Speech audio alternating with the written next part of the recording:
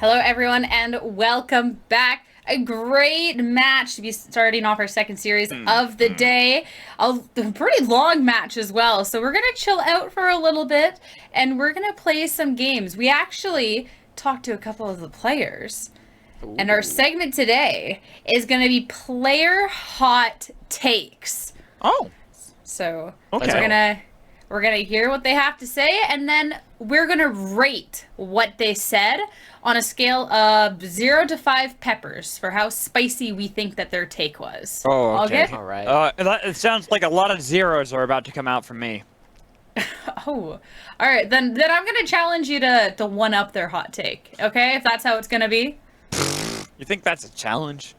All right, my bad. My bad. Magical has a very high spice tolerance. We'll see how well these players do. All right, let's go for our first hot take. We are going to be starting off with TSM Hyper. It says jungle is the weakest role. How are we rating this? This one really depends. I'm going to give it... I feel like at 2 peppers feels kind of appropriate because it depends on whether he's talking about the players or the position. Oh, okay. Yeah, I will say that definitely will depend on mine as well. Because if it's players, I'd say that's wrong. But if it's the position, I'd probably give it just a 1. All right, I'm gonna say 1. Honestly, I think it's pretty tame on this spiciness take.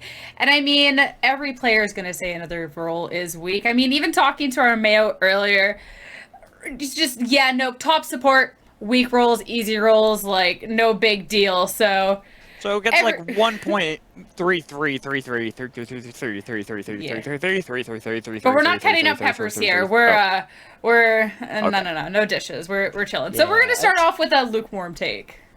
Yeah, I mean, it's not the hottest of takes, right? Because after the durability patch changes, a lot of AD carries and mid lanes have become disproportionately strong to where they were previously. And while jungles are really impactful, there's only like a handful of jungles that can really have the same kind of impact as the swath of them that used to be able to previously. It's really like Wukong is head and shoulders above the rest because he continues to be relevant with his ability to be flanks. And then Viego after that is also very strong. And after that, it feels like you kind of go down the rabbit hole very quickly as to how impactful your jungle champions actually end up being. Yeah, okay. Well, he started off the tame one. Now on to our next hot take. This one is coming from Triple himself, all right? I am the best off-role player in, not just in Academy, in the Academy. But he said off-roll, specifically off-roll. It's a tough one to gauge. I don't know if I've seen him in other roles. I'm gonna say that as far as takes go, it's a 4 on the spiciness because it's definitely a spicy take because I don't agree with them, saying as I think he's a great player, a great mid laner, but we have a role swap player on Team Liquid who won the championship. Bradley. Yeah, I'm gonna go with like a 3 peppers as well because I feel like Busio is very good in the fact that he swapped from Busio mid lane exists to too, the support role, right? Like Triple, it's a hot take, but I also feel like if you put Triple in other roles, I feel like he's gonna be about as good as he currently is in the mid lane in other positions. So I understand where he's coming from. Triple is really good. Let's just put it out there. Like, I mean, I wouldn't be surprised in another world that he role swaps to ADCs with how much he loves to play ADCs mid. So, right now, I'd say that there are already 2 that exist that it's hard to really argue against.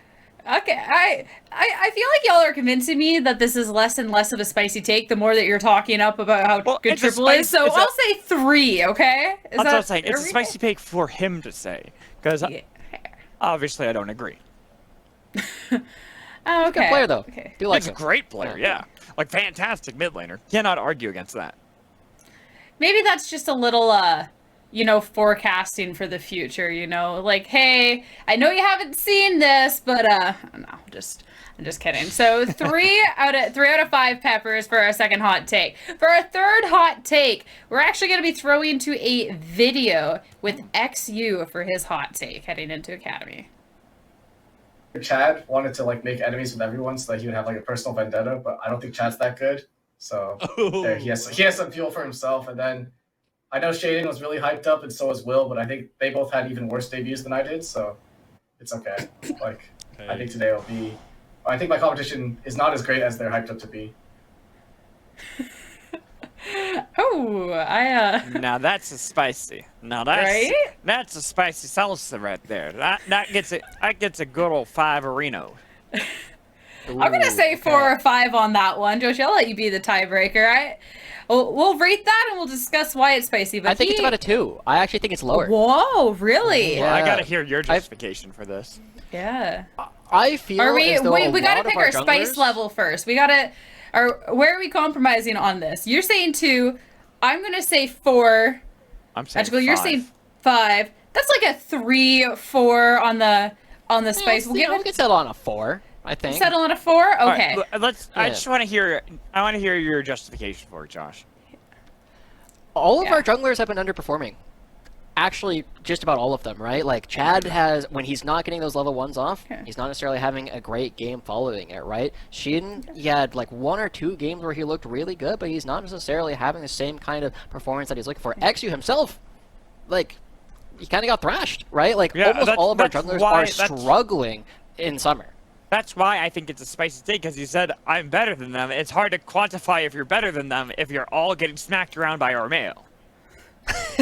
That's true, that's true. John is looking really strong. John Armeo has been having a lot of success, but, you know, because everybody's kind of struggling right now, I feel like it's not that spicy of a take to say, yeah, none of us are having a great debut.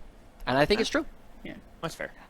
That's fair. I feel like that take, going back to the take earlier too, from Hyper, jungle is the weakest role. It's kind of like all aligning. Like, okay, Hyper, your take is even less and less spicy the more that we're kind of talking about. Yeah. We're talking about this, but excited. It's developmental. It's just shaking off a little bit of the dust. Oh yeah. Get back into things. I do want to clarify. Like, I actually love all these players. I think they're great. I just don't think that they're performing to their standards just quite yet, and I'm looking forward to them actually returning to form. Yeah.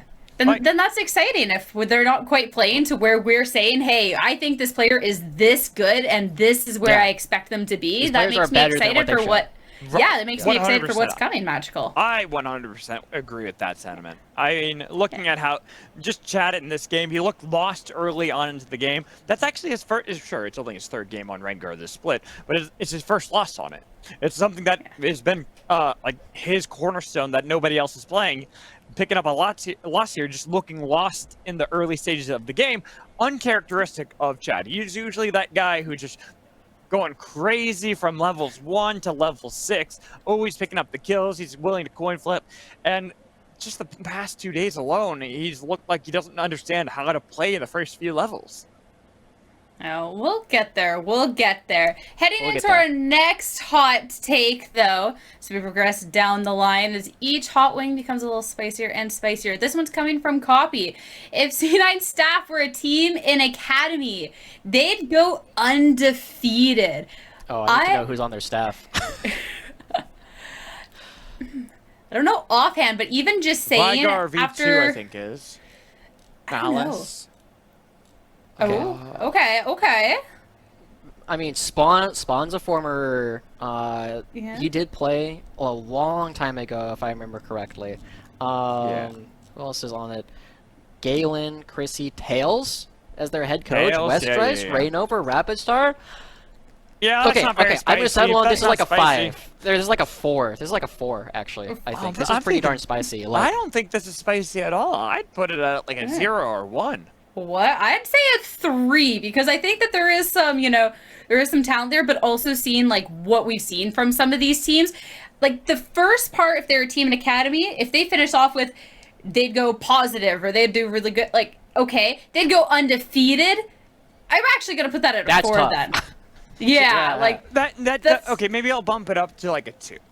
Like, that's as far as I'll go, only because I actually have confidence in them. It's not that I don't have confidence in Academy, I just think that they're all really good. If you took all of these players at their prime and put them into Academy, I think there's an opportunity that they go undefeated. These guys were all sick. Rapid Star was a world finalist. I have been watching this game since season, like, back before even LCS, back in season 2. When's the last time you saw Rapid Star play a competitive game? But that's what I'm saying. This guy's washed. No, he's a great coach. You have to remember, I'm coming from a historical context that I've watched this game. That's not fair. That's not what the statement is. I know, if they were putting Academy now. I know, but I can't unsee that. I can't unsee how good they have all been. So, in my mind, it's always going to be at that level. Yes, fight. That's what I want from this. Put everyone against each other. Look, I have too much nostalgia. The rose-tinted glasses Let's going find on out. with those players. I'll always support them. All right, well, our last and final take from this segment is going to be from none other than Tenacity himself. Tenacity, I have something to say. I respect it. But started off, this is what we got from Tenacity asking for this hot take, and this alone, I agree. If we could put more than 10, 5 peppers on here, I definitely would. Yeah, a man of peace, and by peace, I'm assuming he means peace after war when he just kills all of his enemies. Yeah, the whole quote was, "No take. I am a man of peace." A couple of actions suggest otherwise, but I respect it. Check his Twitter. Check his Twitter, and I will. That's where we're headed next. Actually, that's exactly where we're headed. You know exactly where he's taking his hot takes. Like this too. It's like, yeah, man of peace. I can't believe somebody finally said it though. It's absolutely crazy. Tenacity is not a man of peace in almost any regard I've ever seen. So that is absolutely a 5 pepper spicy meatball. Spicy. I just really respect that I am a man of peace, and then we have multiple hot takes coming out from him, but... I just saw this, that our producer Kelsey Moser said that it would be Jack playing jungle since Reignover's no longer on the team. Alright, now, if we rewind the tape a bit, now I'm putting it at 5. Okay. Alright, well that comes to the end of our hot take segment.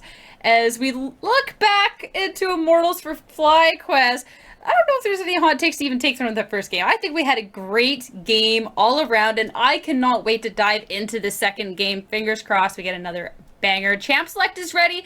I'll catch you two on the other side for your hot takes. We will see how this game unfolds, Sierra, as we dive into our second game of this best of 2. And what a slobber knocker that we got in that first game between the two teams. FlyQuest Academy somehow coming out on top off the back of Spyrex popping off in that Akali in-team fights. Yeah, it was looking really dire for the members of FlyQuest Academy when Arrow had 2 kills when he was already starting to take control of the game. But this is something we've been seeing for Immortals. They find some of these early game leads, but they haven't necessarily been able to capitalize on them in the same kind of way. And FlyQuest, they just looked so much more polished all of a sudden, right? Kumo comes in, he has to be taking some control of the communications. Maybe he's more comfortable playing with Diamond, somebody that he used to play alongside, but they were ready to go for these team fights and enable Spyrex to actually go for everything. And here, look at this. The ban on solution that I had wanted to see in that previous draft does come through for Immortals. The Draven was fun to watch. I think Arrow did a great job on that. It just came to a point where they couldn't out-team fight FlyQuest, who have gone back and drafted this Wukong a little bit earlier this time, and saying that they feel confident for Yuji or even possibly hinting at Kumo playing it. Yeah, it's definitely something that is very flexible. I'm still convinced it's the best champion on 12-11, even after some of the nerfs that it received. But Immortals, they're looking to pick up the Lilia. This is a champion that we know has been whispered about. Lots of people have been looking at it, but it hasn't actually seen that much play so far in Academy. It could go to Vital, it could go to Chad, though it definitely screams Vital. And the Rakan coming through, we are seeing, for the first time this week, a drastically different draft from a lot of the cookie cutters we've seen. Especially after one game to the next one. While the Wukong remains the same for the side of FlyQuest, that Lilia, Rakan, the engaged potential you're giving over to Joey, and still remaining flexible on whether or not this Lilia will be in the hands of Chad or Vital, I think it's a big statement. And now they've locked in Yone, and this has the flex potential as well. It could be Kumo or Spyrex playing it. Yeah, and we also know that LCS has been played by Vital in the past, though it doesn't scream Chad to me. But now going back to the FLYA as well, got some small buffs on 12-11 is going to be something that is stronger, but we're seeing a very physical damage stacked roster coming out from FlyQuest. And we know when you play this LCS, one of your first items tends to be the Frozen Heart, which can really put a damper in what FlyQuest are looking to do. Both sides coming up with compositions. FlyQuest is looking to dive and go very aggressive, but Immortals, they're looking to kind of dance around these team fights. I like drafting that Xayah. It was pretty much pinpointed from the moment we saw Rakan locked in. But grabbing Xayah for Arrow, more safety, more self-peeling to allow them to dance around the battle, try to see if they can engage, gives a lot of freedom to Joey to be that playmaker, to try to aggress really deep into enemy lines like he tends to do, and we've seen the best of him when he's able to make those plays. True, when he moves around with his jungle, he starts becoming a lot scary. It's a lot harder to do that on the Nanya, right? You have to be very careful every time you go up for a ward. As we start going into the second half of the draft, the Lulu ban is thrown out, making sure that Diamond will not be able to play that. And that has been the go-to support for FLYA so far this split. And it makes a lot of sense, right? You just want to make sure it has plenty of space to auto-attack, is very tanky. And I wouldn't be surprised if we end up seeing another enchanter picked up in its place. I'm just waiting though until then, because at the moment with the Aurelia and Jax banned towards Vital, kind of screams to me that they expect for that Lilia to be going into the jungle. They don't expect Vital to be playing that champion, but I thought I remember him playing that in the first week. I gotta look through my notes really quick. Vital, Lilia? Yeah. Yeah. Yeah, that's what I thought. It into Ornn, and it was Tenacity's Ornn, and he kind of struggled, but it's Tenacity's Ornn, so. Right, and that's what I figured. So here, that Ivern, it could have been flexed for them, where it's the Rengar Ivern that they draft for themselves, but instead it will in fact be Chad piloting Lilia. Another way to skirt around these battles and try to see if they can dance around their competition. Yeah, I really like the flexibility coming out from the Immortals draft, but we are putting Chad on something that I don't really think of him as looking to play quite as much, right? It's definitely more of a power farmer in the jungle and less of a ganker than Chad oftentimes looks to be. And so as Gangplank goes over to Vital, you know, he had some interesting positions. His teleports weren't quite as strong, but as that Kale comes through into the Gangplank, this champion can really threaten to beat up Gangplank later on because of how much range it has to play with. How much range you have to play with, as well as another carry. The late game scaling still there and fully intact for FlyQuest. Different champions. At first it looked like it was going to be an entirely different style of draft for them, but they are still leaning towards scaling, leaning towards the team fights. And with the Nautilus, again, another great non-committal engage for the team.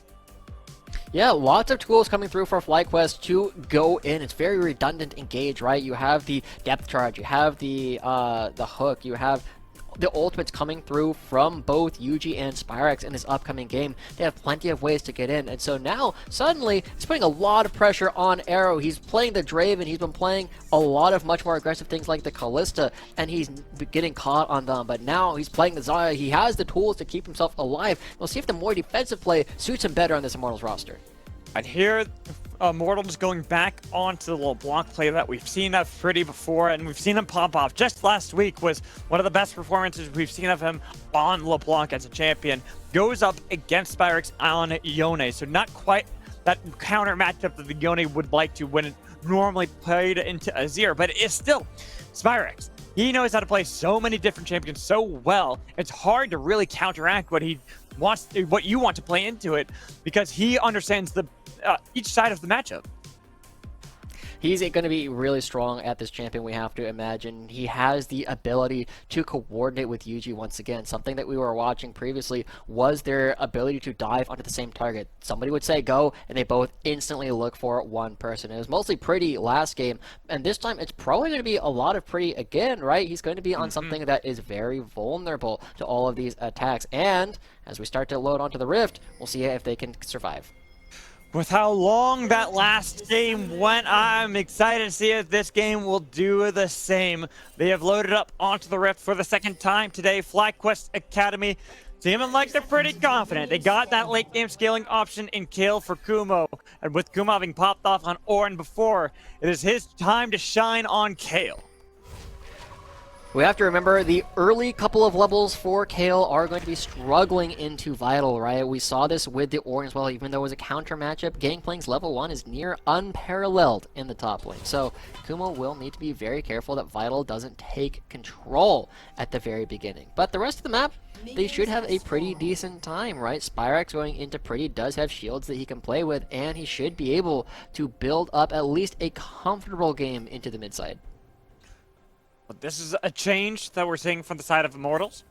They're not really going for any aggressive plays, but also playing defensively enough to facilitate Chad. Finally, after they feel a little bit more confident, they've got the members here, they've cleared out the ward, they're pushing their advantages into the jungle. Oh, this is old school. FlyQuest. This is very old school. Going for the Raptors instead of even contesting around the red buff. It was smite secured by Yuji.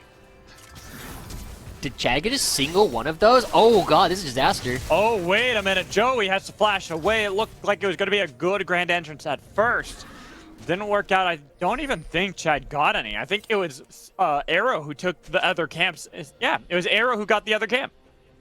Yeah, they got basically nothing for Chad, so that's another game where Chad starts off and not going to be able to have a whole lot of impact, and as Yuji clears towards the top side of the map, trying to spot out if Chad is going to be crossing. It ends up being not the worst thing in the world for the LCS, because they will be going for, a clear on the bottom side, but a hook lands, no flash. What a hook on a Joey there from Diamond. On the trigger, he is always good on these hook champions.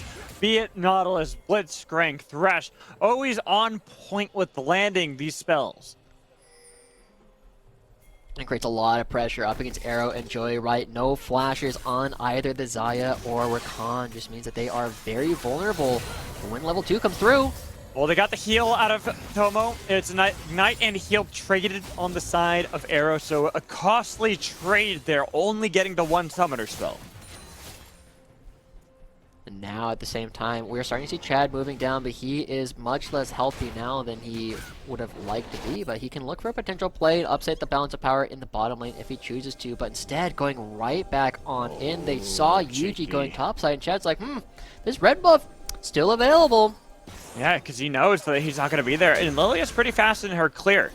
It will take this and pretty much split the map, and afterwards can roam right down to bot lane and look for an early gank. Yeah, for all of the criticism we've kind of laid towards Chad when he can't find these early game advantages, he's pretty good at sniffing out where the enemy jungler is and when they are vulnerable to invade. So this is going to be good. I don't think FlyQuest are going to know, and you see Yuji immediately pinging like, hey, I'm going to my red buff, and he's going to get there and he's going to be like, oh no, it's gone. He'll have to make a play afterwards to try to see if they can claw back some of that deficit he'll now have. Yep, and Yuji's like, wait a minute. Wait a minute, something's not right here. And that's why you see FlyQuest playing a bit aggressively in the bot lane. They're expecting that Chad has passed up towards the top side of the map. Really, he was just getting the Scuttle Crab. Oh, Chad going right on back, but they spot it out. At least they know where this Lily is. So it feels like Chad, with all the speed he has on the map, like, you know, he's going to get this entire camp, but at least they know that it's happening. It's not going to be another bamboozle. And all the while, Pretty's been getting this advantage over Spyrax to make sure that that invade would be so secure for the side of Chad. And now, him and Yuji will meet each other in the bot lane, but now it's Arrow who's getting the first aggression put on top of him. He's rooted in place. He got a nice feather call, but it's not enough to save his own life, nor Joey's. So Chad shows up, just sees his bot lane dies, and scampers away. That's the kind of thing we always look at from XU, right? The kind of play where you just go in and say, I have a timing window, and Pretty gonna take down Spyrax. He's just gonna solo kill him. Pretty proven why he deserves to be put up into the LCS. Good stuff, but already a bloody game, just like we saw last time. And Chad's like, do you want me to hold this, or what do you want to do with it? And he's just gonna leave a freeze for Pretty to come back on. We're going to take a look at a replay, right? Look at how Chad is just a little bit too slow behind the play. You just knows he's right behind and does not care. Goes for the play because Chad will not be able to save the rest of the members, and he cannot go for a 3v1, finding the first couple of kills. And Chad just moments too late to prevent Yuji from getting in. Also love the decoy flash afterwards to not only gain some distance, but to be sneaky so that Immortals, they couldn't really pinpoint. Plus, there was not really much they could do about it anyways. No flash, no heal for either of them. They were doomed once Wukong showed. Yep. So good stuff coming out from the side of FlyQuest. They definitely feel more coordinated now than they were earlier on. This is already a team that was starting to feel like they had found their footing, right? Diamond has been one of the best leaders in terms of academies, constantly leading teams to solid results, even with a lot of rookies like Philip, Yuji, and Spyrex previously. And finding these plays puts them ahead of Arrow and Joey, and when Arrow and Joey don't find advantages, we've already seen when they find it, they aren't always able to capitalize. Now it's Tomo and Diamond who are in the lead. Well, this is why FlyQuest always say that Tomo and Diamond is playing with cheat codes. They got a bot lane that is always going to be powerful, always will look for those plays. Well, last game, it was difficult, especially because Draven got gifted that early kill. It is a bit better for them here. We got to take a look at a replay really quick. I think it's just Kumo getting solo killed. Oh, did he die? Oh. I guess he died. I didn't know, he just flashed away. So they get the flash. Yeah, I knew he delayed the back. I was about to say, sure I didn't think he died. I would have been really confused by that. I'm actually glad the observer showed us though, because now Kumo, he's in a dangerous spot. He can easily be killed again. While Joey gets rooted by the Gravitum guns, the purple gun and white setup from Tomo. We're gonna flash once Joey had it up, but on the other side, Spyrex is found out by Pretty, looking for the root. Oh, burned by Spyrex just to get out. Getting himself out of there, and it's definitely looking like there's plenty of play on both sides of the map, but it's 1,000 gold lead already coming through for FlyQuest, and most of it has been in Tomo and Diamond. They've got a 2-3 wave CS lead already built up, but not even traded that much in the mid lane, right, where Pretty, despite the solo kill, isn't as far ahead because he's gotten a little bit of attention from Yuji and Diamond. He will be able to build up a CS lead here in a moment, but it's not necessarily gold that is on the rift, as Diamond is again spending time to make sure Spyrex can crash. This means Tomo's by himself in the bot lane. If Joey spots out or notices Diamond is missing, they haven't actually seen him on any vision. So they couldn't fully commit for the dive, and with the heal and flash up for Tomo, would have been risky. Now, without a flash for Joey, he's got ways to get out, but he re-engages instead. Battle dances away with Ignite ticking on his head. A lot of damage coming out from Tomo, using the heal as well to gain distance back onto Joey and kill him off as well. Good stuff. Tomo is also looking more aggressive. I remember in spring thinking that he wasn't necessarily the most aggressive, just a solid rock and anchor player like I called Kumo before. But this is the kind of thing where we were saying that Yan has been stepping up for a lot of these aggressive plays. Tomo now doing the exact same thing and putting Air in a position where he won't really be able to farm a lot of minions and allowing FlyQuest that freedom to play on the top side. It's a lot of pressure, but it's also a lot of synergy coming in from the spot lane that the rest of FlyQuest can bank off.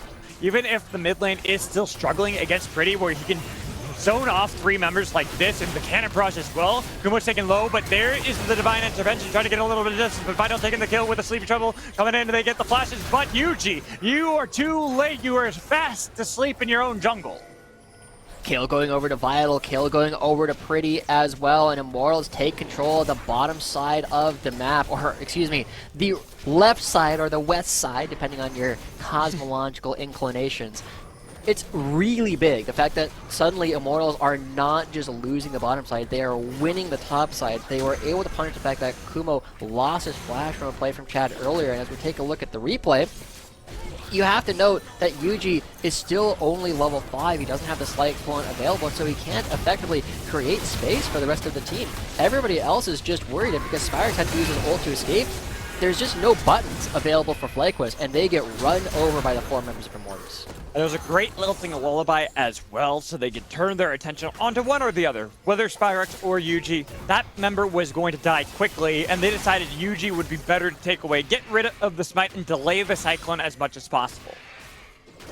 Yeah, so as the rest of FlyQuest starts to look for advantage in the bottom lane, we get yet another arms race style of game. I love watching these, honestly, because the things that you have to pay attention to is Tomo is very strong. Pretty is very strong. And the first time that these two players interact is going to tell us a lot about the rest of the game. The first person to find the kill on the other probably wins. And Pretty is advantaged in that position. He is so much better at being able to choose his fights, simply because he can pop over walls like, maybe not, I'm going to go ahead and dip. Well, this is why my attention is less on Tomo and more on Diamond, and how well he can peel the LeBlanc off of Tomo, making sure this ADC is going to be perfectly capable of fighting even against an assassin. And that'll be big, right? If they can start turning things around on Pretty, it'll make a big difference. But Pretty is an incredibly patient player. I remember when they played up against CLG and he was playing on this champion, he just waited and waited and waited for Luger to step too far forward. Ryuji is looking to capitalize on the bot lane struggles. He gets the ult early, the Featherstorm burn, and look at Chad, he's booking it down towards Yuji. Yuji should be able to get over the wall, but the lifting the lullaby did connect. I don't think they realize it, nor do they really want to fight with how low Joey is. But it's a good dissuasion of the actual dive, and Vital looking pretty good, going up against Kumo, getting some good trades in. Does have the flash, does have the ult coming up. Uh-oh. Even if you have flash and ult, here's Pretty to try to burn one or both of those. They've got the ult out. So Kumo survives only thanks to Spire XT being into the top lane to deny the further dive. Yeah, Vital has to back up. So, again, it's that kind of arms race, right? Pretty looking to get stronger, Tomo looking to get stronger, dive bottom lane dissuaded, dive top lane dissuaded. And so again, we are back to the position we were before where, you know, whoever kills first, Pretty or Tomo should be in a perfect position. And I think we're probably going to be a little bit slower for a little while. We haven't necessarily seen the same kind of focus around the Rift Heralds for either IMT or FlyQuest. And as soon as I say that, FlyQuest is like, they're poking around. It's more just poking around, saying if it was started up by Immortals, making sure that Chad's not on top of that already, so they can get back to their lanes, kind of try to see if they can farm up a bit more. All this time, Immortals, since they weren't even starting up the objective, they were just gaining control around it, setting up the zone of control where FlyQuest are going to have a difficult time breaking it. Yeah, and because they have that control, it is now going to be FlyQuest who has to kind of give it up as Chad is going to be starting up this Rift Herald all by his own. Will grab that, but look at what's happening on the far side of the map. Diamond is pushing Arrow away from the turret, and that makes it very difficult for Xayah to farm. They're doing a good job. Diamond, as you said, is the person you need to pay attention to see if Arrow can play. With Arrow struggling, no Featherstorm available, minions, they are lacking for the side of FlyQuest, which is the only saving grace for Arrow and allows enough time for Joey to return into the bot lane. With him having the quickness as well, those dives are not going to be as easy to execute for FlyQuest as they previously were. So Magical, this might be our first like real lull state that we've had in like 3 games. Yeah, because the last few games, every time we get to this point, there's usually fighting happening, or one team's just killing the other a bunch. Here, it's pretty tame, but I don't expect that to last. Not with Yuji, and not with Chad. Look at them. They are playing so aggressively, while bot lane's getting forced out for Immortals, top lane's getting forced out for FlyQuest. Yeah, Joey's like that little sibling that you just like, please stop. You can't really do anything as the Rift Herald is dropped up in the top lane. We're seeing turrets go down at about the same time. First turret going to Immortals as they push in, but it's getting traded. So now Vital also is getting a lot of influx of money at the same time that Tomo is going to be accelerated. As they crash another turret, Kumo will be able to clean up most of this, but all the damage means that Vital will be more effective on the split push a little bit later on. And having a secondary charge as well from Shelly is a big answer. And now look at Spires. He's trying to delay the inevitable, but they knew that they could pick him off. Good stuff. I loved how Joey just kind of sat there with the charm waiting for Spires to come back. Didn't have a whole lot of options in the whole matter, right? So Immortals, very clean dive coming through. They take control. They're going to be picking up another blue buff away from the side of FlyQuest. And Pretty with another kill, matching the extra turret getting picked up by Tomo. Kumo forced to use the divine intervention. Now he's put to sleep, put to rest. He'll have the big sleep inside of his base. Yuji looking for a recompense. Don't think he's going to be able to find it. He won't be able to get in time, but Diamond thinks otherwise. They're looking for even more. Spider-Man's the hero. He's trying to see if he can sling his web right into the top lane with Vital being far out. Yuji taking a brunt of the damage with the Cyclone as well. They nearly took down Yuji with Chad's damage. Not enough though. They do in fact find the kill onto Vital, so both top laners are getting picked off. And Kumo, despite the fact that he's down 0-2, he's still going to be counting up, right? We are still waiting for him to hit that level 16, but he's down 1,600 gold at this point. He's not very strong just quite yet, and even if he hits level 16, he might not have the gold necessary to have the items to be threatening. So I feel like Immortals, they're winning a lot of small interactions on the map, and naturally their champion should win out, but you actually see that there's about 1,000 gold there of Tomo over Pretty. We're still waiting for these two champions to be in the same spot on the map. Well, this is where we're just seeing the unrework of Kayle, going back to when she was more of a supportive champion. Just gonna be there for the ults. You're ulting Tomo. That's your job. That's a bold take. That's at least 3 peppers right there. It's 3 peppers, but realistically, that's what you have to do, because Tomo has a gargantuan lead over Arrow. That lane is done for Immortals. They don't really have a way to really bolster that up unless somehow the next fight they're just like spoon feeding Arrow, getting him back into this game, because he was down nearly 3,000 gold to Tomo. Sparks Pretty. Oh, he tries to go in with the fade seal, but his fate is sealed even with the flash away, distortion in. He didn't even need it. He just had the orb to make sure he got a kill. With the dragon being taken by Immortals, Joey popping the quickness. But I don't know if you want to start off this fight. Not with Tomo there. He is in a massive state. Another couple of weaker members currently getting picked off, right? Both Joey and Spyrax not having the greatest game at this point. It's Pretty and picks up one, Tomo picks up another, and I feel like we're just building up and up and up for when these two players finally get to interact. As another dragon goes over, the game remains otherwise even. The arms race has not settled. No mutually assured destruction. One of these guys has to come out on top. Looking at a 4-0-1 LeBlanc and a 3-0-2 Tomo. Both of them with similar kill participation. The only difference being that for Tomo, he has been a part of every kill that has been executed by the side of FlyQuest. Pretty has done a good job. The only thing he missed out was that top lane play where Kumo got himself killed because of the combined power of Chad and Vital. But that's still a great spot to have both of your carries in, especially if you're Pretty, looking to assassinate Tomo. Yeah, it's definitely props to Tomo and Diamond, right? We've spent a lot of time talking about the very exciting rookies and Eugene and Spyrax, but we kind of leave Tomo and Diamond, who I feel are some of the biggest carries for this roster, kind of having their praises left unsung. They both have 100% kill participation. They are both looking for all these kills, and they get to participate across the map. But Kumo, ooh. Kumo, you can't win that duel. That's why you have to call reinforcements in Yuji. Vital has got the level lead. He's got the damage. He's waiting for the barrel chain to be put back up, but now the damage comes in from Kumo to make sure he gets shut down. Ooh, it looked so good for Vital, but overextending a little bit, not recognizing that everybody else on the map is elsewhere, and the nail that stands up gets hammered down. Vital, the only place of pressure they had on the map, ends up dying, but Pretty, again, finds 2 kills worth of gold in the top lane turret, taking that one down, but it might get matched by Kumo getting one on the bottom side.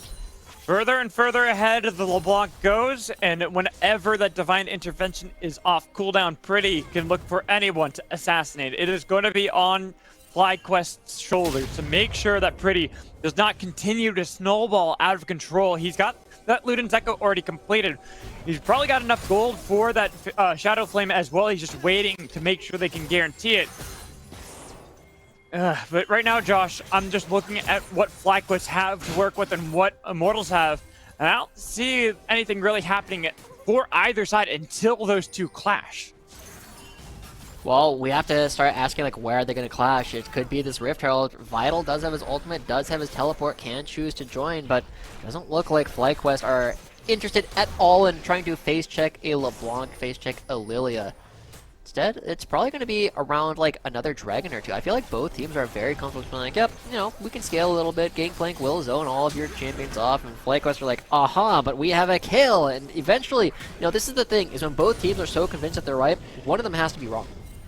Well, this is kind of why I set up at the very beginning that FlyQuest have a similar composition to the last game, where they have late game scaling options. They have a Kayle on their side, which is similar to the Ornn, who passes out the ornaments, but Kayle, once she hits level 16, the true damage that she provides, the permanent range, already having the AoE effect on every auto attack, makes her that much more difficult to contain. Oh, he's waiting. He's patient. Oh. I was waiting, because especially with Joey pathing down this lane, I was kind of hoping that Vital would remain. Yes, and he did! There he is! There he is! The barrel chain didn't connect, but the Grand Entrance sure did. Kumo using the ult, but he is dead upon arrival. Unstoppable pretty.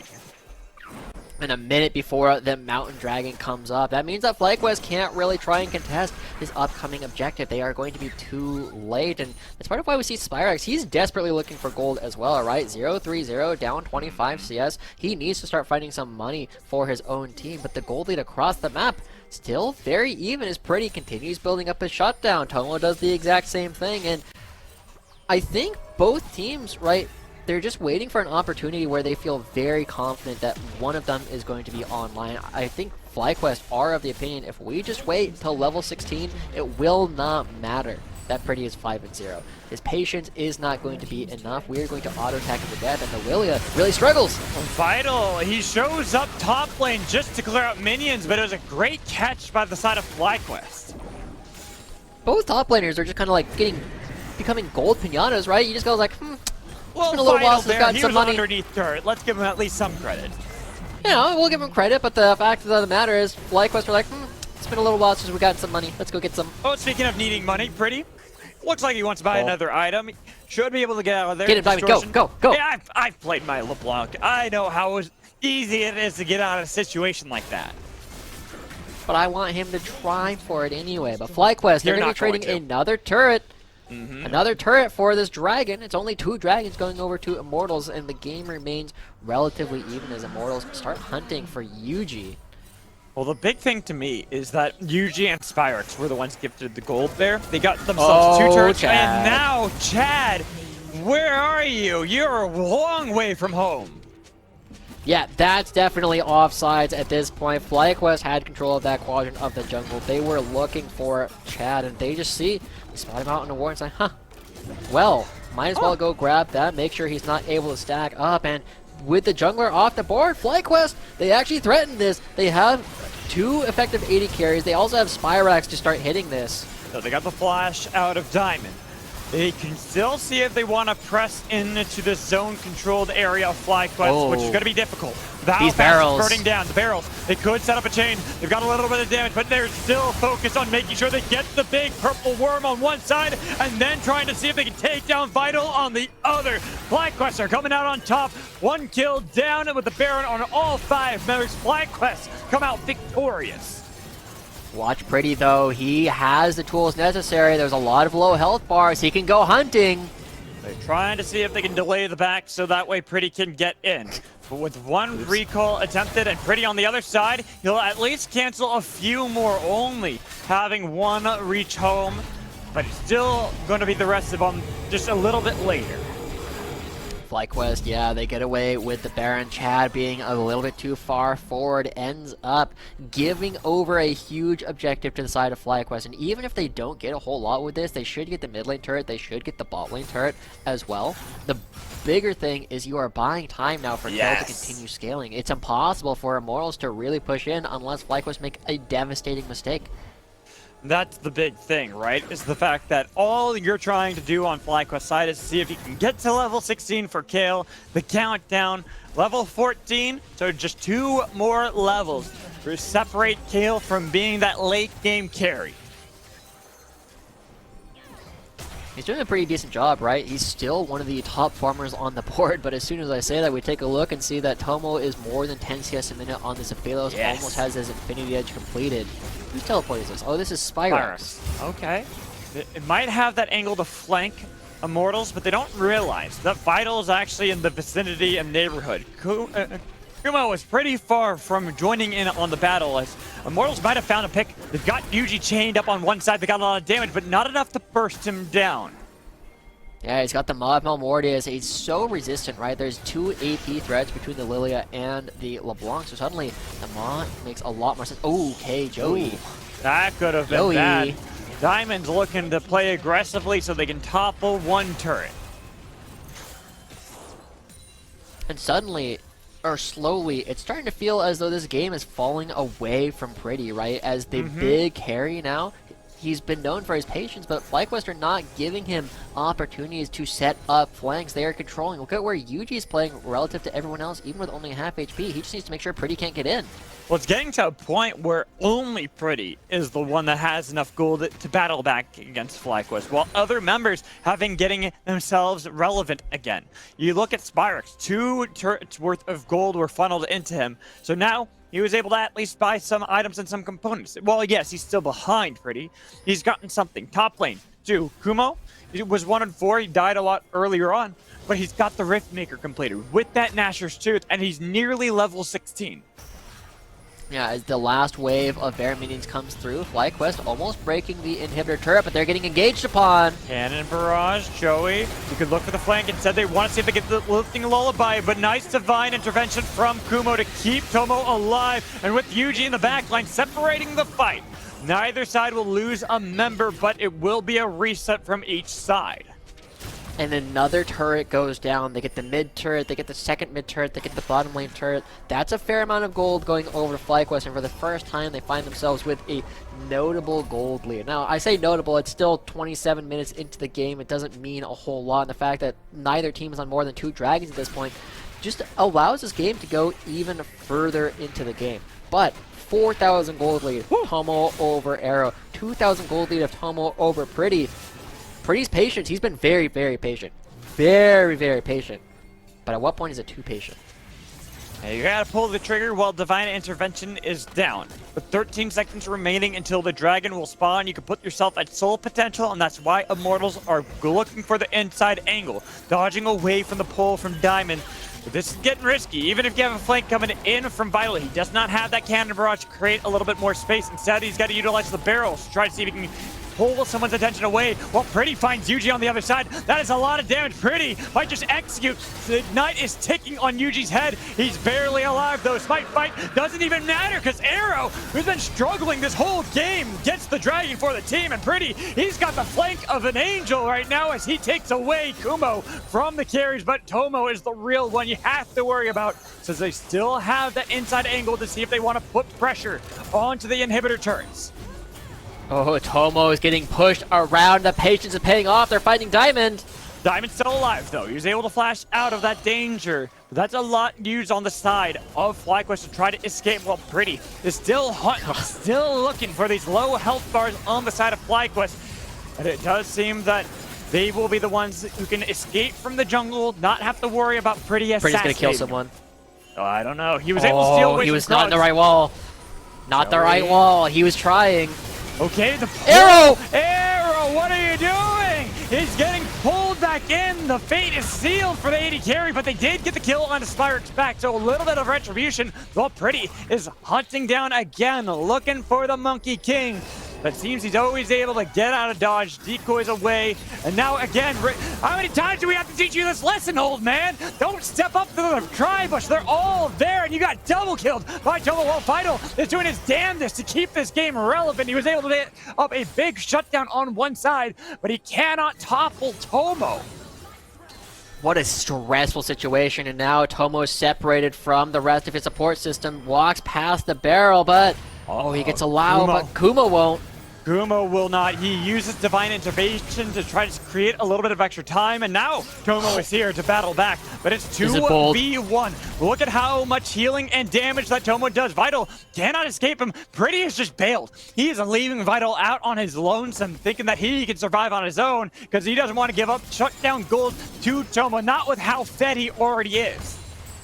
And it's absolutely insane that at the end of it, it is 6-0-3 for both Pretty and Tomo at this point in the game. Pretty, though, not able to find Tomo in such a stressful situation. What a crazy play. So touch and go. It is Immortals who make the same mistake twice. Arrow walks up to the bush, and then we see other members do the exact same thing. And Arrow here, he's trying to poke around. He thinks that everybody's in the top bush, but he doesn't recognize that FlyQuest have got around, and he goes down to all the damage that comes out. Ooh, good job from Yuji to use the blast cone as well. But if it's just that one mistake, you know, it's fine. Fool me once, shame on me. Or shame on you, but fool me twice! That is, unfortunately, the same mistake that Immortals make 2 times in a row, and FlyQuest are able to fully capitalize.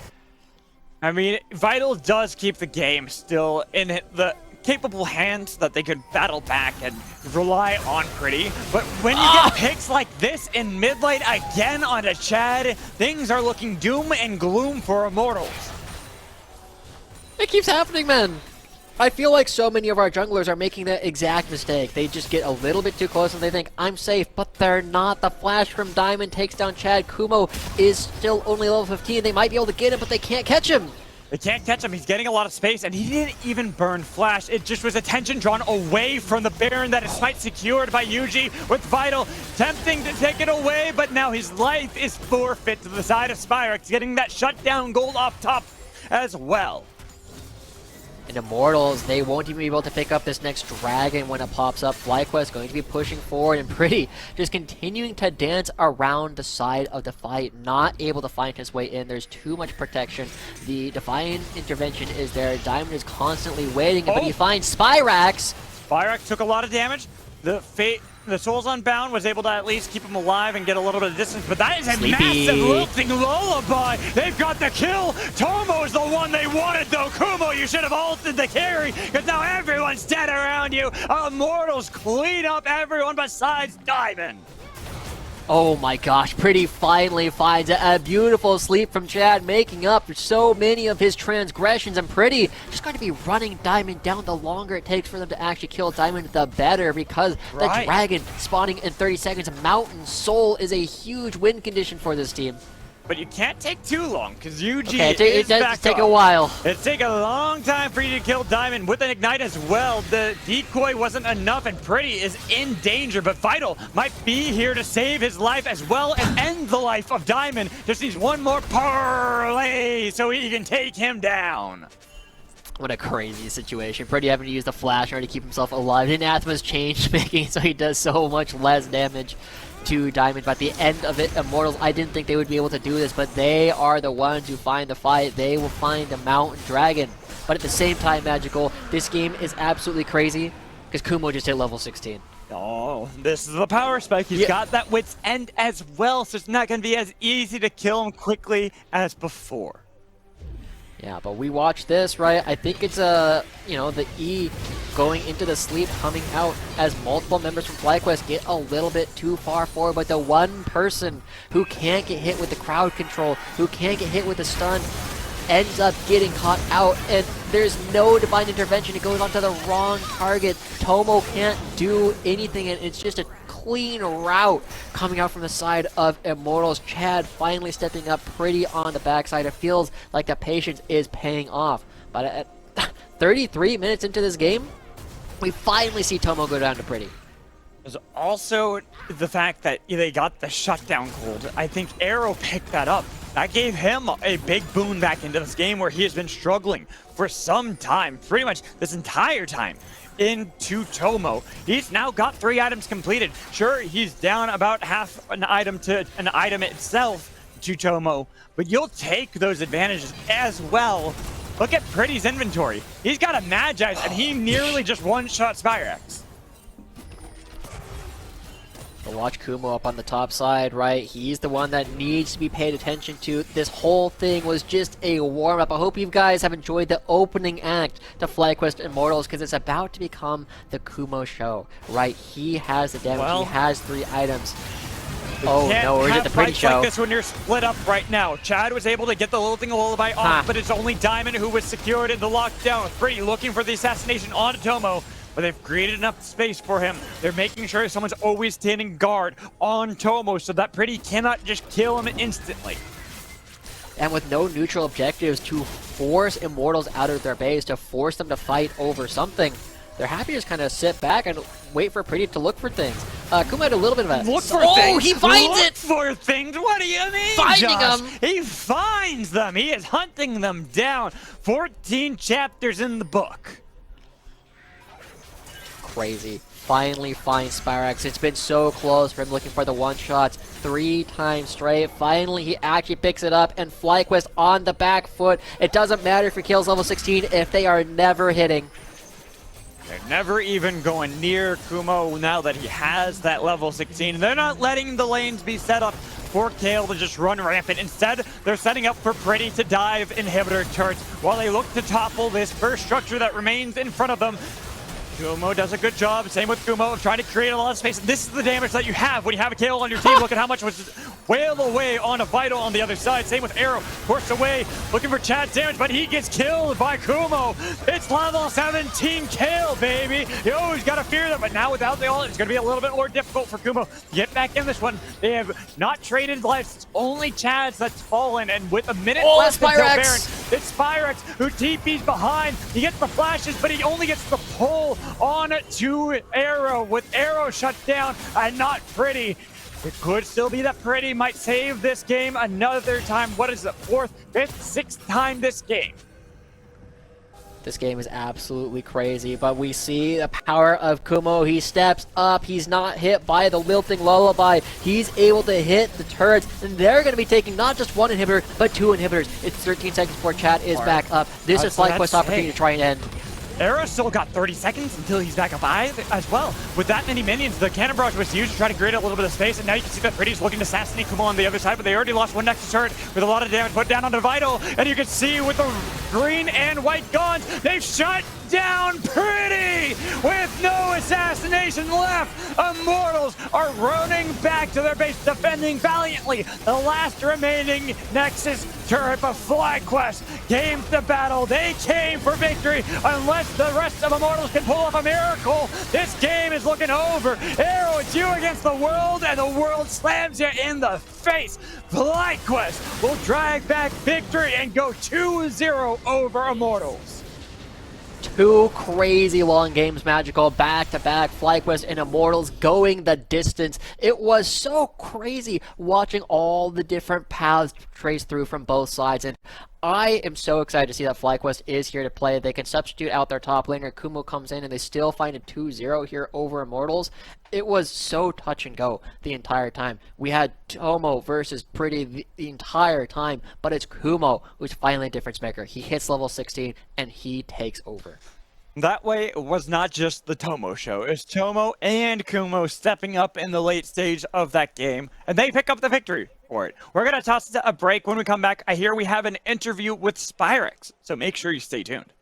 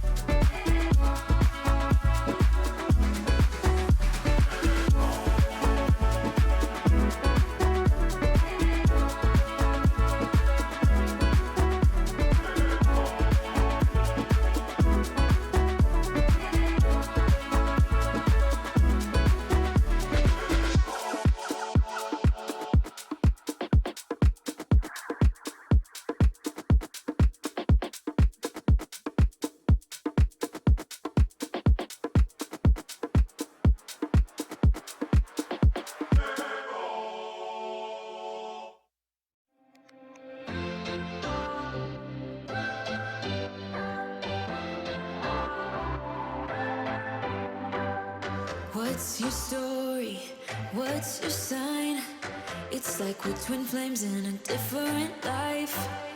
Deep connection lights a spark. It's like you know me in the depths of my heart. We're dreamers. Don't care what other people say.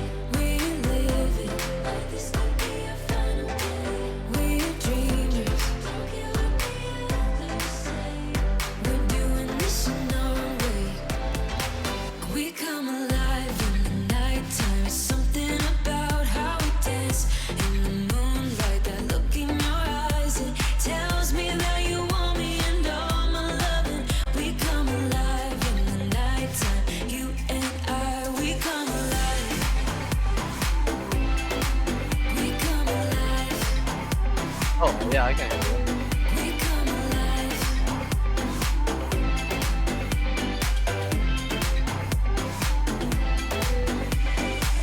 What's your weakness?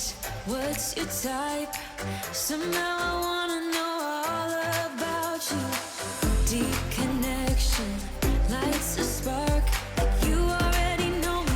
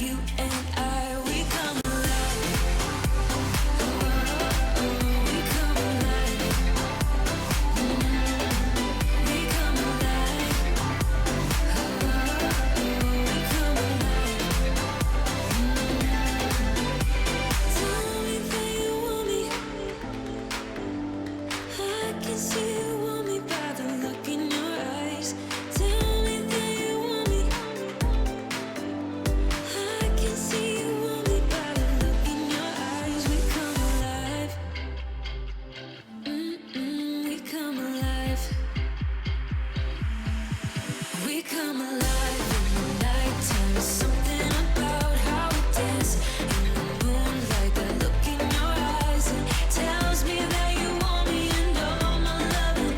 We come alive in the nighttime. You and I, we come alive. Oh, we come alive. Yeah, we come alive. Oh, we come alive. We come alive. I can't believe my eyes when I get close to you, close to you, close to you. You said hello and I lost my control in just one tiny second. You do to me what I've seen in the movies, but this really happening. My mind explodes. I can feel my bones shaking to the beat of my bleeding heart. An overload. Don't know how this goes, but I'm pretty sure you just made my world stop. I can't believe my eyes when I get close to you, close to you, close to you. So pretty I could die. I can't be close to you, close to you, close to you. Hello, everyone, and welcome back for a Verizon post-game interview. I am here with Spyrex from FlyQuest. First off, congratulations, 2-0, but FlyQuest has been doing really good for Academy so far. You haven't dropped any series. The worst has been as a 1-1. What's been the secret to this success? I think our only hope is for bot to carry, but in all seriousness, I think we've been playing better as a team. So I think us getting like used to each other is definitely helping. Considering we played like all together last split. Now we got one change in the top lane. Now we're playing with Kumo, which we kind of had to like adapt to play with him a little bit, but the difference between him and felt like it's easier to adapt with a different top laner, I would say.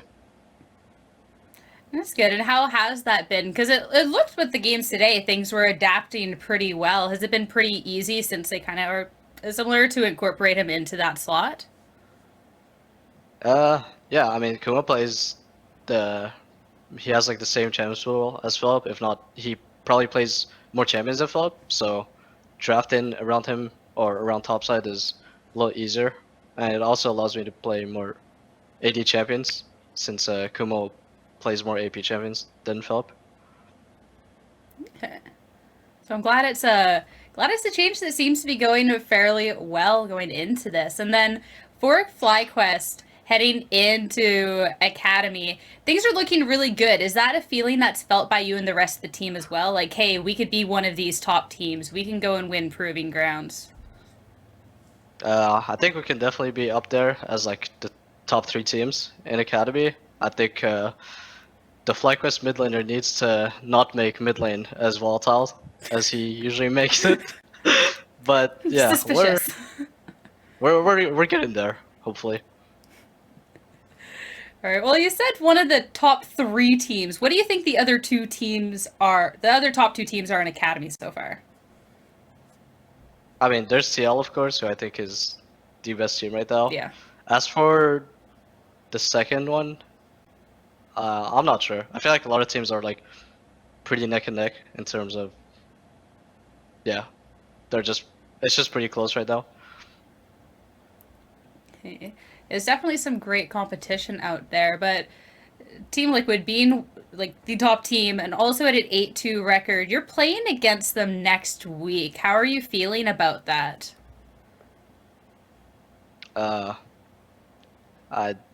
Honestly, I didn't even know I versed them next week, just because I don't really pay too much attention to who I'm playing against. You're like, we'll just take each matchup as they come. Yeah, I mean, I really need to just focus on myself. I don't think that's how I'll perform best, so no thoughts really so far. Okay, so then focusing on yourself, what is one or two of the biggest things that you want to be focusing on then for yourself if that's where your attention is?